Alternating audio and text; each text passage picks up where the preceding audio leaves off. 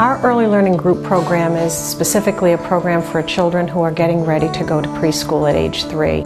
And these are children that may not have had any kind of child care experiences, so that they hadn't experienced any kind of separation between their mom or their dad and them, and they're really learning all the skills necessary to be ready to enter preschool, from just learning to be in a group of peers, waiting their turn, using language to express themselves to a peer versus their parent, because parents typically really can intuitively know what the child wants before they even indicate it through language or gesture or sounds. So it's really important for children to have obviously experiences with their peers, because when they go to school they're going to be one of 10 or 20 children, and in their home they might be one of 2, 3, or 4, and their needs, they need to learn how to just sort of delay and wait their turn in a group, and that is something that we really work hard at here.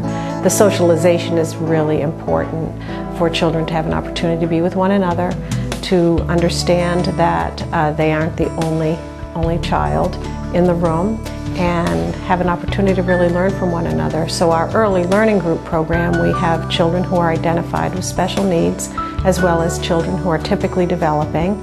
And obviously all children in our mind have unique strengths and areas that they need to work on, no matter whether they're identified as a special needs child or not. So no matter what group of children we're going to be bringing together, they're going to have an opportunity to learn from one another. And the beauty, I think, of our early learning group is that we have an observation room. And families can really work towards that separation. Sometimes it takes weeks before a child is going to feel comfortable coming in this room. And we will tailor-make the separation strategy to whatever works for that child and family. Sometimes moms end up staying in this room for several weeks, and sometimes they're shocked at being able to just drop their child off and walk away and go in the observation room and their child's fine.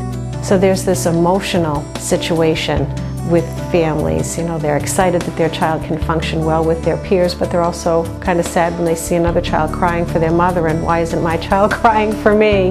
It's definitely an important opportunity to be with other parents in the observation room. And families really learn very quickly that all families have very similar issues and stressors in raising children, and that kids with special needs may have extra doctor's appointments and may have a little bit more specialists that are involved in their life, but really they're just children like the other kids, and they're all working on potty training and trying to sit down to eat a meal and everything else that moms and dads are really trying to help their kids with as they move along.